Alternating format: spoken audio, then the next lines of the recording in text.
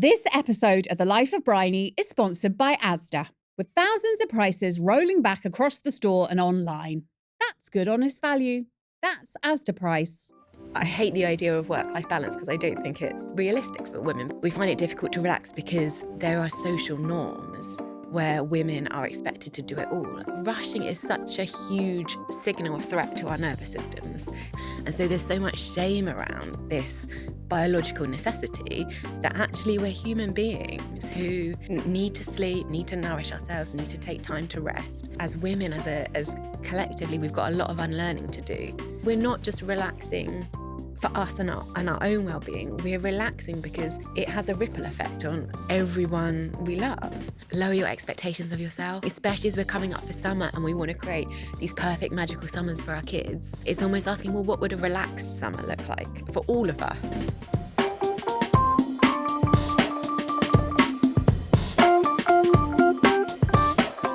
Nicola, I want to start by asking you if I've heard this statistic, this kind of, it often reported that one of the most popular fantasies of women is to be hospitalized. She's nodding. Hospitalized briefly for a kind of minor ailment or exhaustion. Yes. Yes. And I've heard that too from, especially when working with women, it's like this shared collective experience of we're only allowed to rest when we're completely burnt out or we're completely exhausted or we're sick. Yeah. And so we live with this fantasy of that slightly terrible thing happening just so we can almost have an excuse to justify our need to relax. I'm going to have I have a sense that a lot of people tuning in right now will go, oh my God, I've had that fantasy. Yeah. I've had that fantasy. Yeah.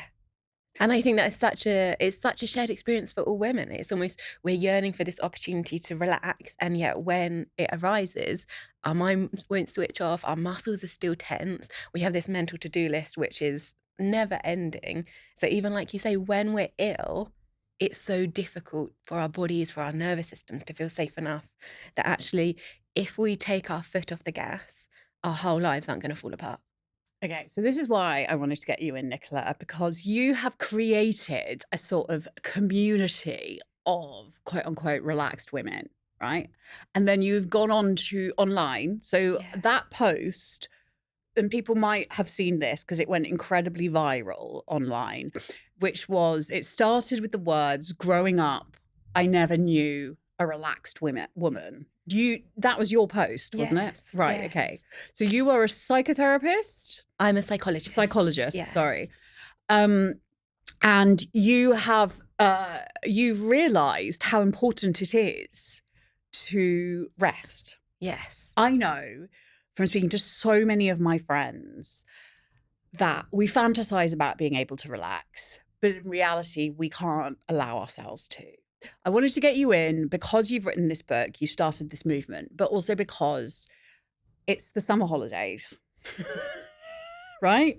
So we are having to manage a million different things. The chances are lots of people tuning in are having to deal with school holidays, plus work, plus we're supposed to be going on a holiday. And yet, you know, the definition of the word holiday has changes so much as you get older, you know. And so I wanted to create an episode of The Life of Bryony for our wonderful community that gives them permission to rest, that explores why we can't, and then finally gives them some tips on how to drop down into that state. So do you think you can manage that all, Nicola, in the next hour?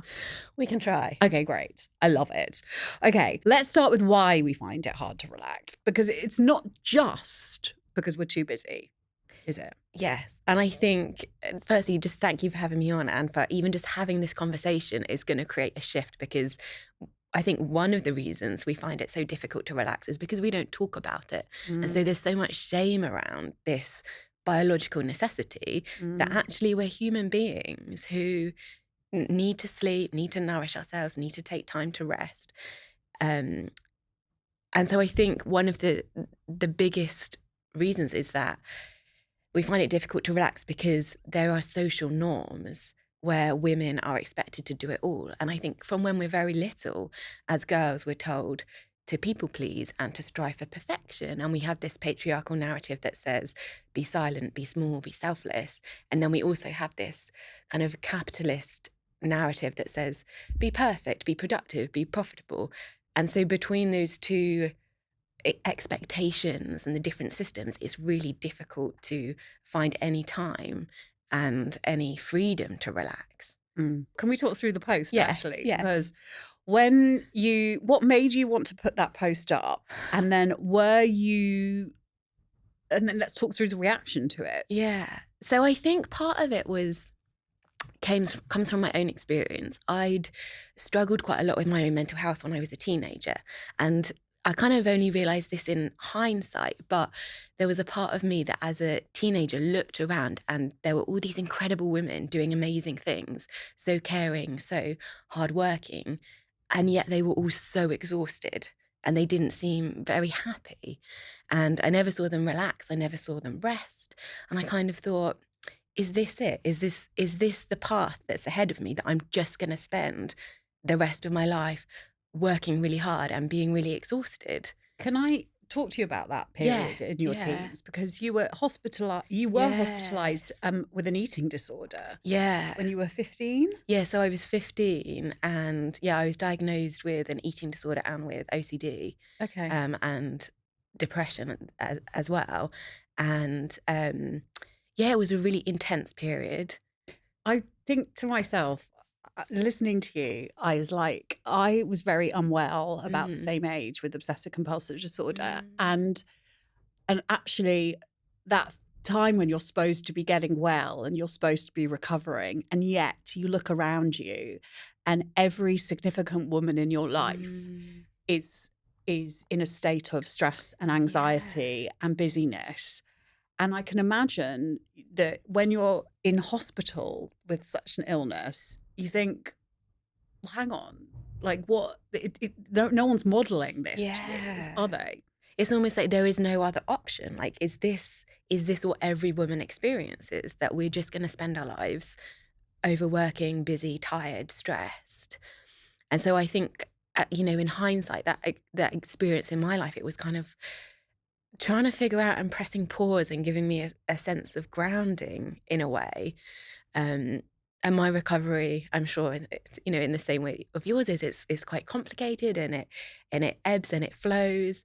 And I think it's kind of that planted the seed of almost being like, okay, I want to find another way of being where I'm not exhausted all the time, and I'm not role modeling that to other vulnerable young people and other women, because that again has echoed in my experience as a psychologist in the women that have worked with me. It was kind of like, it didn't matter whether they came for support with relationship issues or motivation to exercise or difficulty with their careers. There was this kind of echo, this ripple of everyone was overworking. Nobody knew how to relax, or nobody thought they were allowed to relax. And so I think, well, no one knows how to prioritize themselves. That's at the heart of it, isn't it?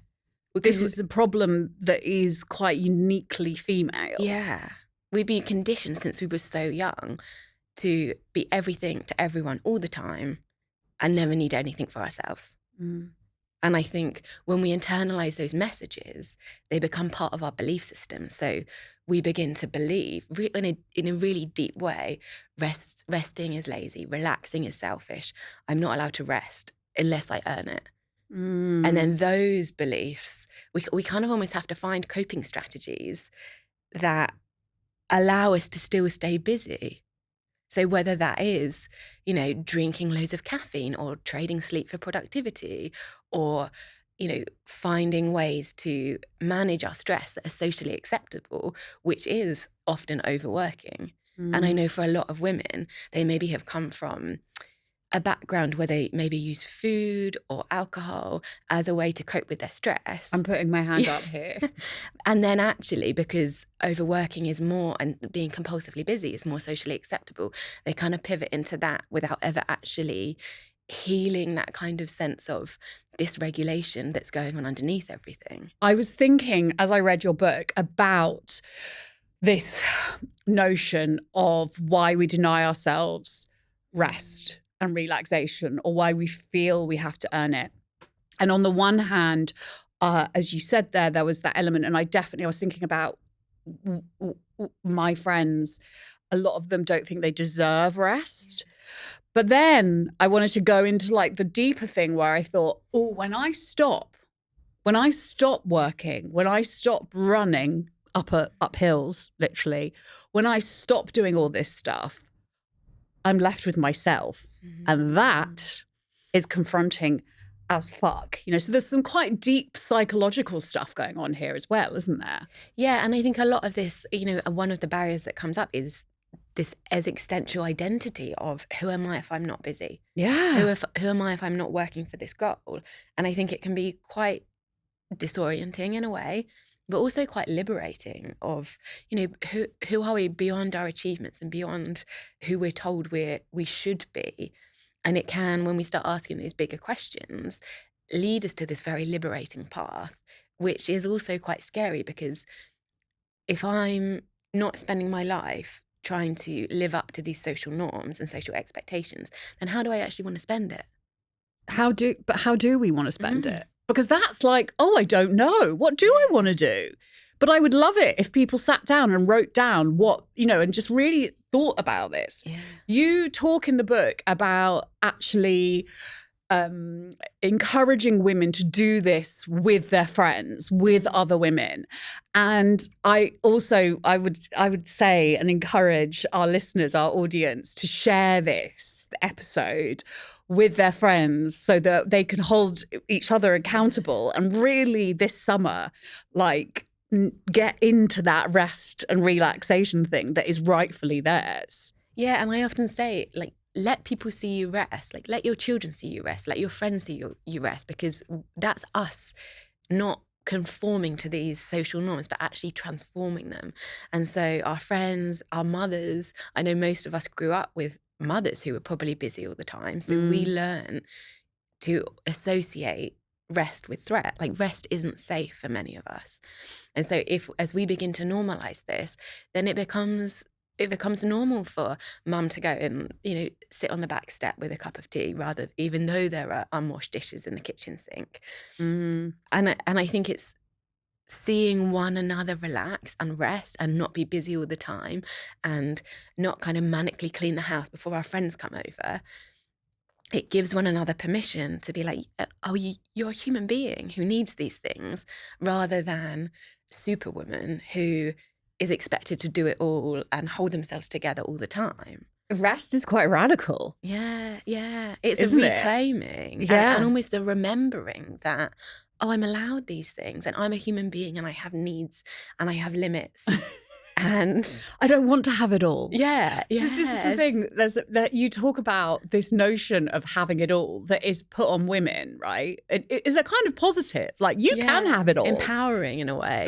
But you talk about how it's actually switched to sort of you have to do it all. It's a lot to carry. And I think the statistics are around 50% for women and mothers who experience burnout. And you kind of think, this is because we're carrying so much mental load. Our to-do lists are so long and we're not sharing them. And so that's something I really recommend women do, is instead of carrying your to-do list around in your head or even in your phone, write it down somewhere publicly in your house so that everyone sees it. It's everyone's responsibility. Stick it on the fridge. Yeah, stick it on the fridge, write it down in a notebook. I've got a blackboard. And so it's everyone's responsibility to remember that we've run out of cling film. Okay. Right. So I want to move on in a bit and let people know that we are going to come to some practical things that we can all do to help prioritize rest and relaxation. I want to get into the impact of stress on our bodies so people understand really fundamentally how important it is to rest, right? So let's talk about the actual impact that stress has on our body, because I think when we learn what's happening when we're in these moments of stress, it actually it's a real motivation to rest and relax, because I've realized that running around trying to do everything in a stressed, busy state is actually stopping me from doing stuff. It's actually holding me back. It's sending me literally into a state where I'm less productive. Survival mode. Yeah, survival mode, which you talk about a lot in your work. So you write about what happens when we're in survival mode. And survival mode could be, I was in survival mode this morning, Nicola, trying to get my daughter ready for school. She's 12, everything. She couldn't find her black socks. That was my fault. My husband took my cup of coffee away. I literally lost it as if he'd taken away, I don't know, a precious gem or something, you know? And but it's true. Like this seems silly, but it's stuff that had the cortisol pumping through my body, okay? And this is what happens when we go into survival mode, right? According to your book, Nicola. Adrenaline and cortisol are released. Our heart rate increases. Our breathing frequency speeds up. We release more glucose. Our intestinal motility becomes sluggish. So that's our guts, right? Our muscles tense. Levels of serotonin, dopamine, and other neurotransmitters change. Cellular healing and growth processes are disrupted. There is reduced functioning in our prefrontal cortex, that's our thinking brain, which impairs memory, emotion regulation, and cognitive flexibility, and makes us more vulnerable to engaging in behaviors such as overworking, overeating, and overplanning that might help us feel momentarily better or more in control, but that actually exacerbate our dysregulated states. Yes. So there is this whole cascade of physiological and psychological, and as you said at the end there, behavioural changes that happen when we're in this state of chronic stress or survival mode. And like you touched on, we're actually normally pretty good at coping with the big stresses in our lives. It is these daily hassles that build up so much in our daily lives, and it is the spilled cup of coffee, we can't find our glasses, or we're waiting on hold on a phone call to the electricity company, and slowly they all build up, and this cascade of stress happens.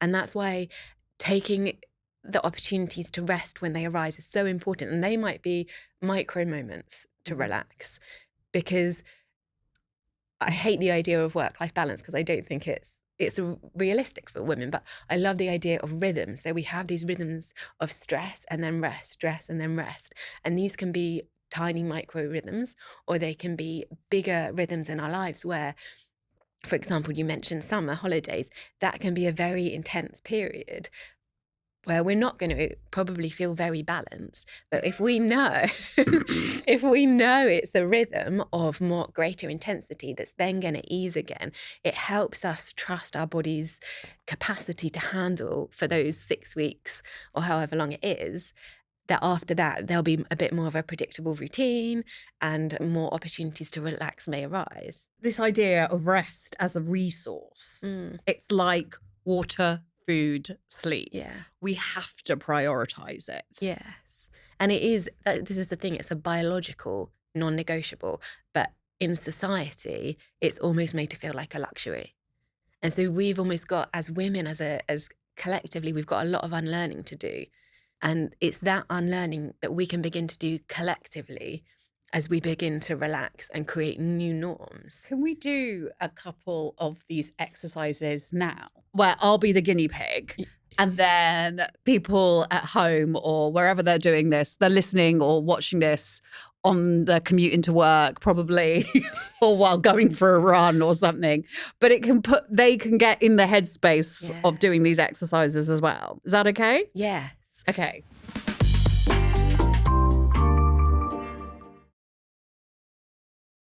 Right. Hands up if your house turns into a whirlwind of chaos the minute the kids break up for the summer. Well, same here. But I've got good news. Asda and George have literally everything you need to get summer sorted all in one place. That's something worth celebrating. From family picnic essentials to barbecue faves and summer outfits for those rare but glorious sunny days, Asda and George have got you covered. And with thousands of prices rolling back across the store and online, now is the perfect time to stock up for summer. Whether you're prepping for school holidays or just making sure your cupboards are full, Asda and George are your one-stop shop.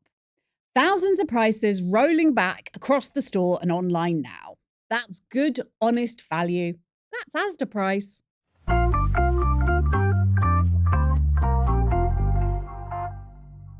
So I think one exercise that can be really powerful is to become more aware of the shoulds, because often where there's a should, there's a lot of shame around that.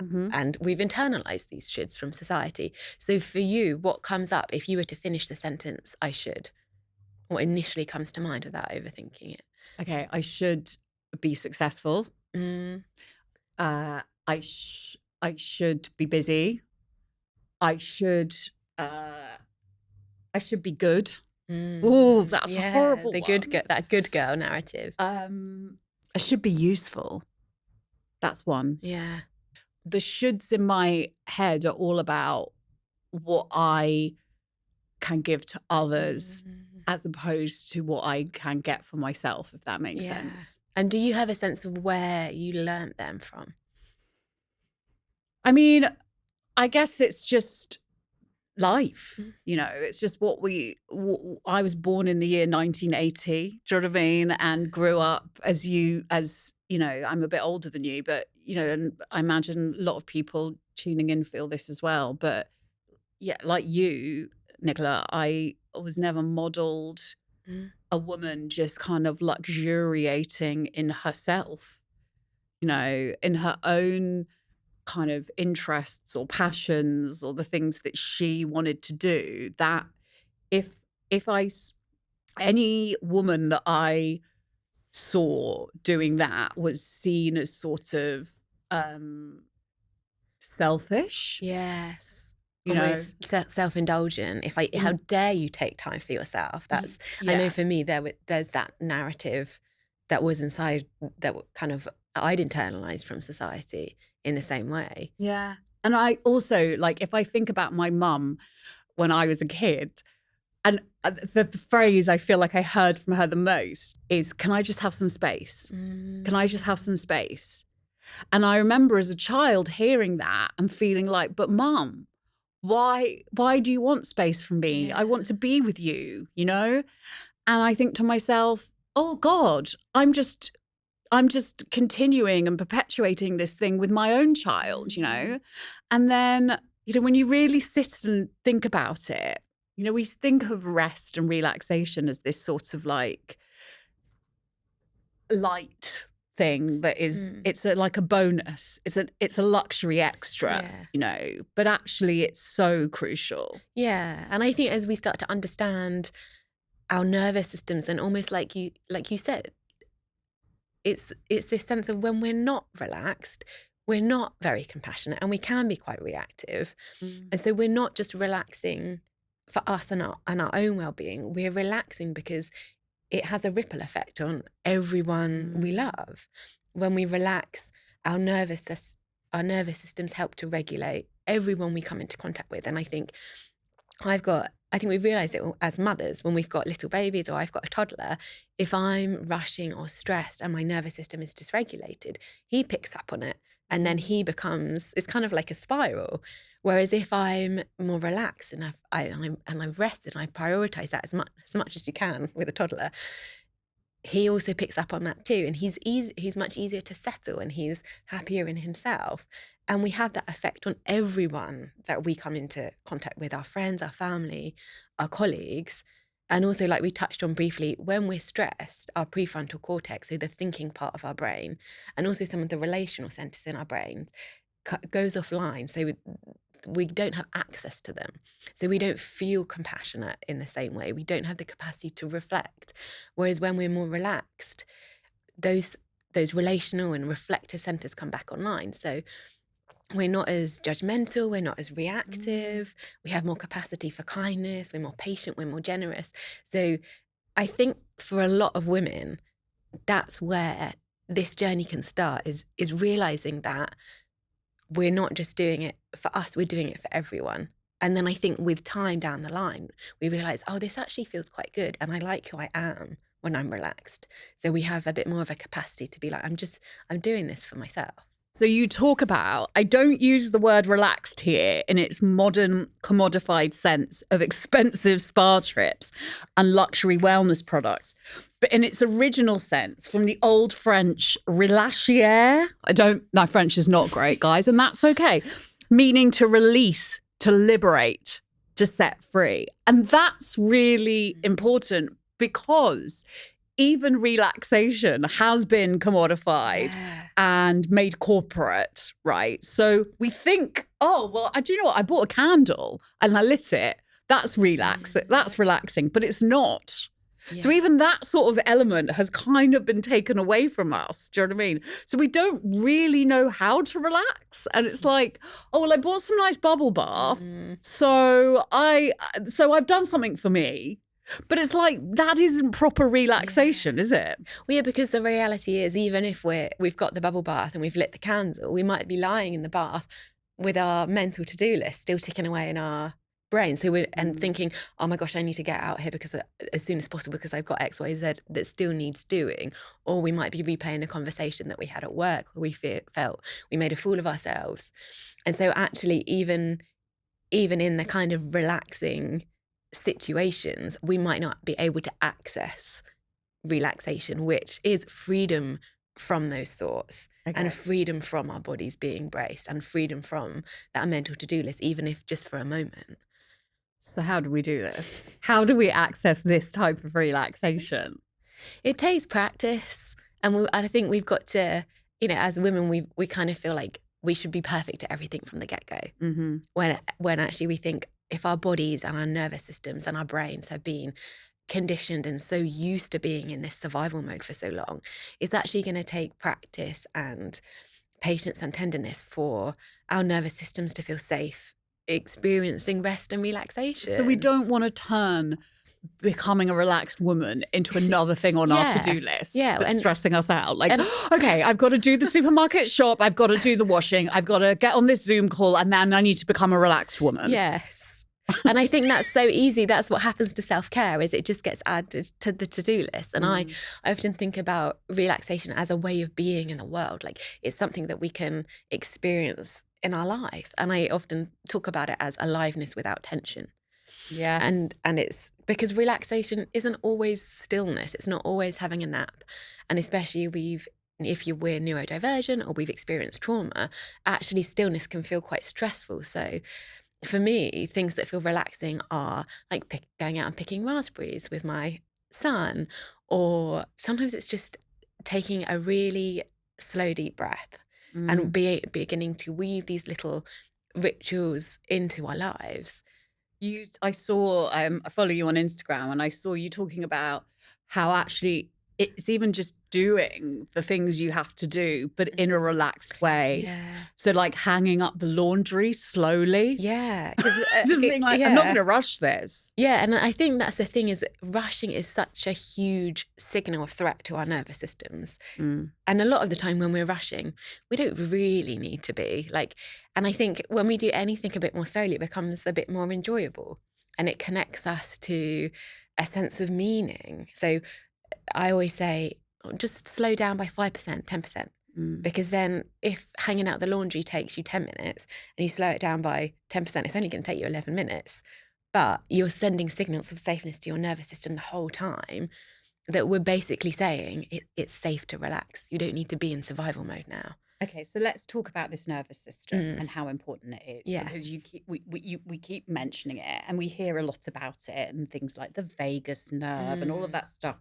It exists now in the wellness world, but in a way that can feel quite overwhelming and confusing. Our nervous systems are kind of crucial, aren't they, to everything in our lives. So when they're in survival mode, we are not going to be firing on all cylinders, put it that way. Okay, so if we want to think about this in terms of productivity, do you know what I mean? Like, if that's the only way we get people to become relaxed, then so be it, right? Yeah. Actually, when our nervous systems are calm and when they feel safe, we're much more able to be of use to the world, right? So can you talk us through how crucial it is for our nervous systems to feel safe and not to feel under threat? Yeah, because our nervous systems are constantly sensing what's going on in the world around us through a process that's called neuroception.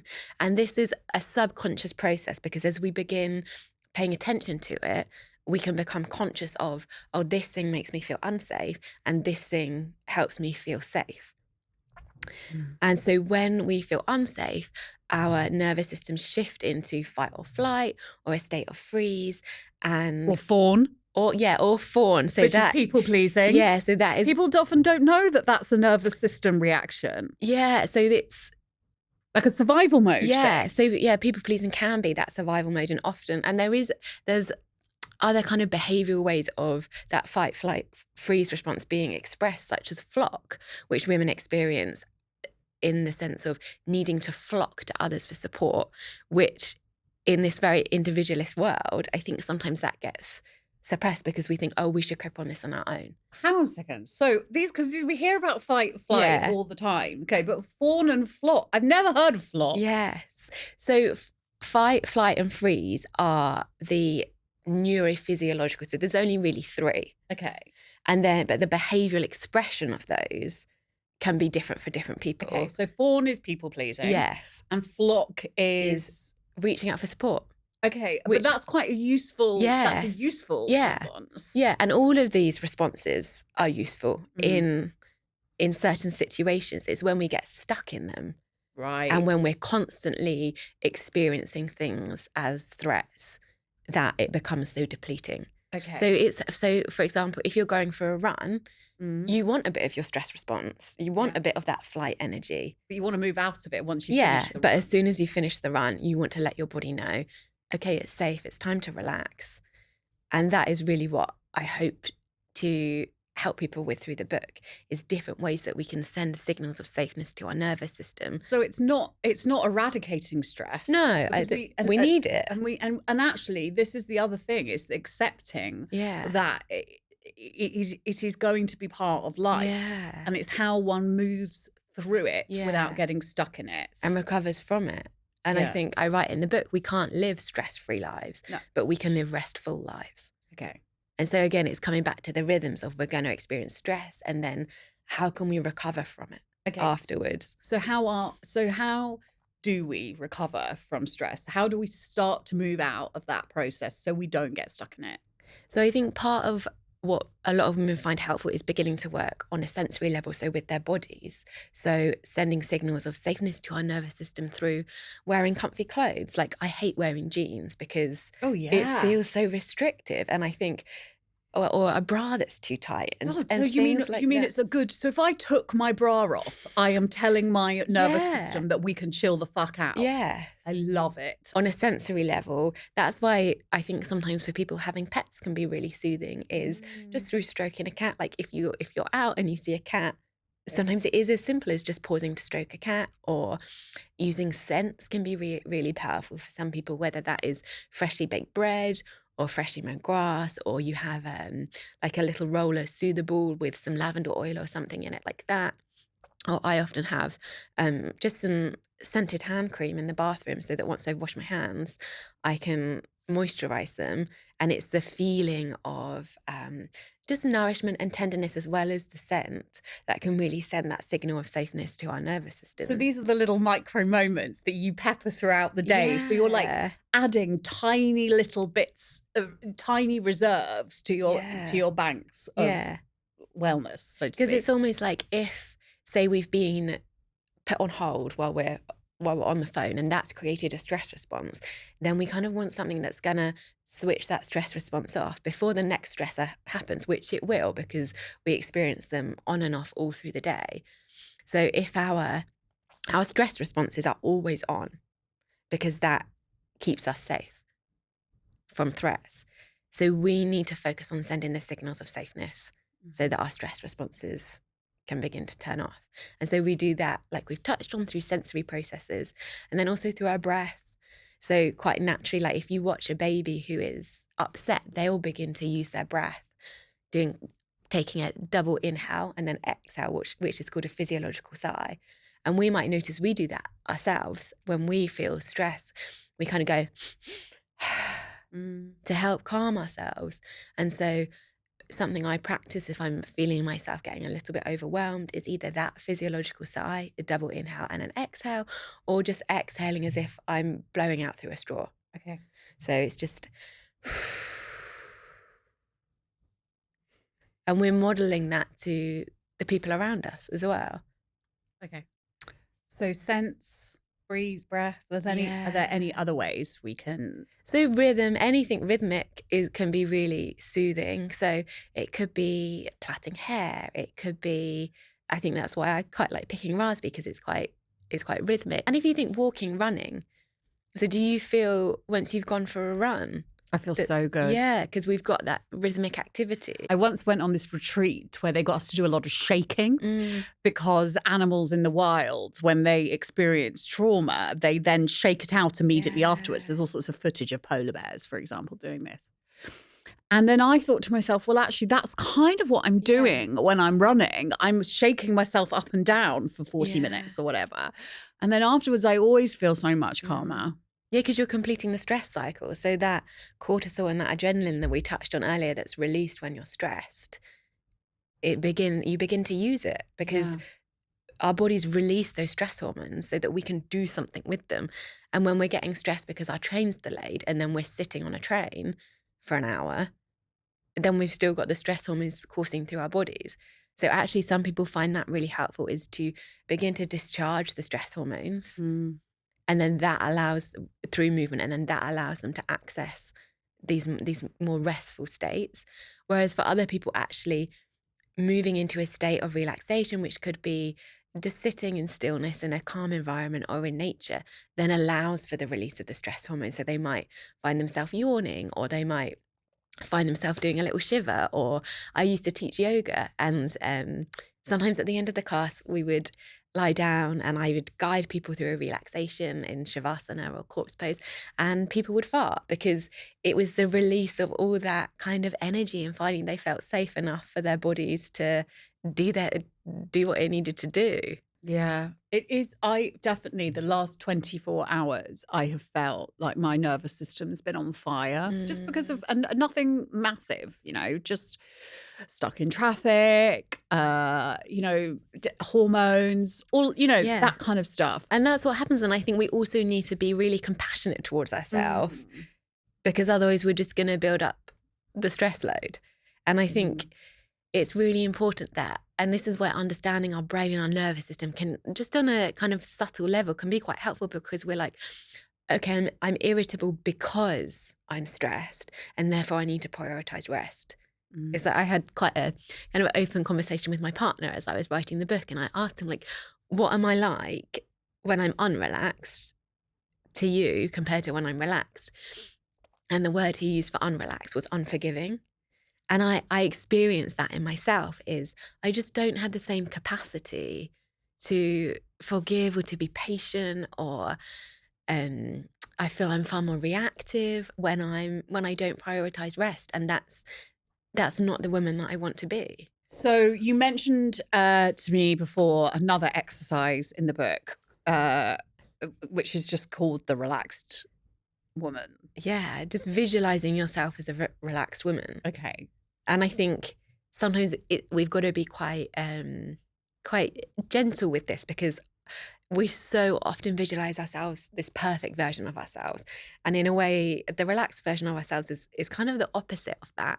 So it can be quite liberating, but also it can make us aware of all those kind of areas of our lives that we've been striving for that maybe don't matter so much. It kind of makes me want to cry. Yeah. And this is what happens a lot, is it's almost like permission that you don't have to hold yourself together.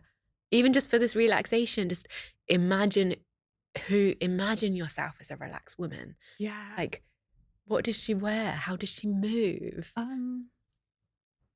I think she, like, my thing of a relaxed woman is like, she'd run away to like a bothy or to the sea. My daughter would be there and my husband would be there. But it's like everything else. Mm. I wouldn't have my phone with me. Yeah. You know, I like, and that's actually quite a confronting thing, you know, because actually thinking about it, it's like when we're on our deathbeds, like, am I going to be thinking, oh, I'm so glad I made that reel to get some extra Instagram followers, or I'm so glad that I shouted at my child because I was stressed. That is quite a difficult thing to have to kind of think about, actually. And there's, like you said, there's a vulnerability. Like, we're so armored so much of the time because almost in a way we have to be this kind of superwoman figure that we've been told we should be. And when we pause and we ask ourselves, okay, who am I? Like, what is it like for me to be a relaxed woman? And what we're asking ourselves is, what is it like for me to be a free woman, if we come back to that definition? And what are my values? And ultimately, like, what truly matters to me? I think it would definitely be like freedom from worrying about money. Yeah. Those kind of, I suppose, as you say, those capitalist patriarchal things, this system that we're all signed up to. And it's very, and that we can't escape from, you know. So one has to be realistic. Yeah. And there's inequality in access to rest. Like, not everyone can afford therapy, not everyone can afford yoga. And it's almost how, you know, beginning to find ways that we can relax within the restrictions of our lives, because we do have these logistical and structural barriers to resting and relaxing. And I think sometimes it's about imagining, in an ideal world, how would we like to relax? And I'm sure everyone would love to lie on a beach and do a yoga retreat in Costa Rica. But it's not accessible for most of us because we have responsibilities and restrictions on our finances and our time. So it's almost, how can we take elements of that and recreate that experience in our daily lives? And that might literally be turning our face towards the sun when we're hanging out the laundry to give us that moment of respite. Or lying on, I call it horizontal mothering, when I lie on the floor when my little one's playing, because it gives me that sense of ease and respite while still being in connection with him. He can just crawl all over you. I can't do that now. My daughter's 12. I try to encourage it and she's like, go away. Horizontal mothering. But could you do it on a sofa? How would she respond? No, we do a lot of like watching Grey's Anatomy together, you know, but I do think this is an interesting thing as well, because for a lot of us, our ways of quote unquote switching off, relaxing, resting, you know, actually might look a bit like brain rot. Do you know what I mean? And so I think that's another thing where we have to be a bit careful that, like, when we think we're relaxing, what we're actually doing is kind of numbing ourselves. Yeah. Which is, I mean, it's healthy to have some escapism sometimes in our lives. However, like, if we're sitting and mindlessly scrolling through our phones, we can probably feel in our body that we're not relaxed. Yeah. And it can be really powerful when we start to become aware of the embodied experience of safeness. And I write a whole list in the book of what it's like. And it is that experience of, my breath is easy, my muscles are soft, my facial expressions feel released. And actually, when we're sitting there and our attention is so narrowed on a phone or a screen, we're probably not experiencing those things. And there probably is a sense of comparison or not good enoughness or performance. And actually, as we begin to expand our toolbox of things that feel restorative, which is going to be different for each of us, actually, when there's another option to sitting and mindlessly scrolling on our phone, we're like, I'd rather read that fiction book. Yeah. Or I'd rather just potter around the garden. Like, I love pottering. Whereas when, you know, probably even 5 years ago, I would have thought, oh, that's really unproductive. to not be doing something with a goal to achieve, if there's no outcome. Whereas actually I think pottering is a sign, oh, I feel safe enough in myself and in my life that I can give myself this time. Yeah. Pottering for productivity. Okay, so what would be, Nicola, your biggest tip for anyone listening as their takeaway? How to take this? I mean, they've already, by listening to this episode, they're already prioritizing themselves, right? Yes. How do we take this out of the episode and into our real lives? What would be your biggest, most helpful tip? So I would say slow down. I think that is a really huge one that is instantly going to help us shift out of that survival mode. And we're sending that signal of safety to our nervous systems where we're saying the present moment is safe. You don't have to be on the lookout for threats the whole time.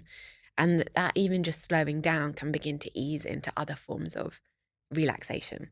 And then I'd say the other thing, if I can have two important points, is lower your expectations of yourself. I think especially as we're coming up for summer and we want to create these perfect magical summers for our kids, it's almost asking, well, what would a relaxed summer look like for all of us? And how can I lower those expectations that allow me to enjoy my summer as well? Oh, imagine that. Allowing yourself to enjoy something. I think on that note, shall we leave it there? Yes.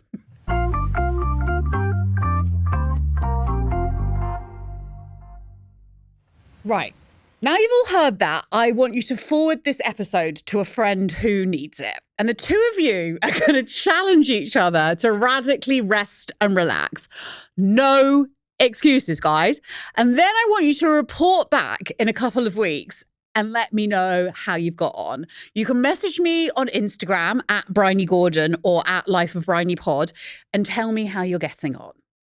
Thank you, Nicola, for coming and giving us all a mind massage, but also for giving us permission to stop for a bit and focus on what matters most. The Relaxed Woman is out now in all good bookshops. Thank you so much for tuning in. Don't forget to hit follow or subscribe, but most of all, don't forget to look after yourself. I'll see you next week.